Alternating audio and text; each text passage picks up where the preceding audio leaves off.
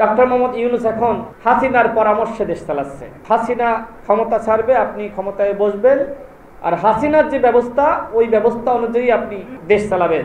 আমার তো মনে হচ্ছে যে ডক্টর মোহাম্মদ ইউনূস এখন হাসিনার পরামর্শে দেশ চালাচ্ছে, কারণ হাসিনা যা রেখে গিয়েছিল তিনি তাই শপথে রেখে দেশ চালাচ্ছেন।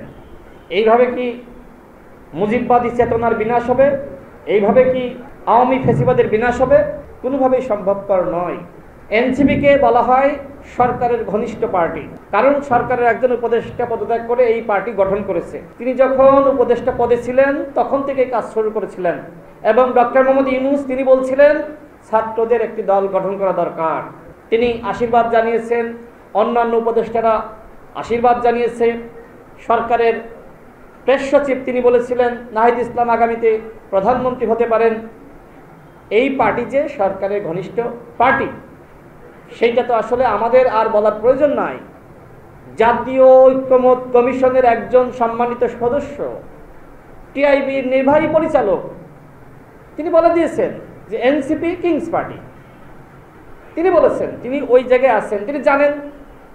তিনি বলেছেন যে তাদের আরও 2 জন উপদেষ্টা এখনো পর্যন্ত সরকারে রয়েছে। যদি তারা থাকেন তাহলে সরকারের নিরপেক্ষতা থাকবে না। তাহলে আমরা যে কথাগুলো বলছিলাম যে সরকার তার নিরপেক্ষতা হারিয়েছে, সেটার প্রমাণ তো করলেন জাতীয় ঐক্যমত কমিশনের একজন সম্মানিত সদস্য। তা আমাদেরকে আর কি বলবেন?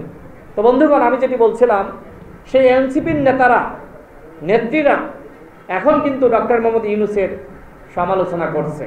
হাসনাত আবদুল্লাহ নিজে বলেছেন যে প্রধান উপদেষ্টার স্বজনপ্রিয়তা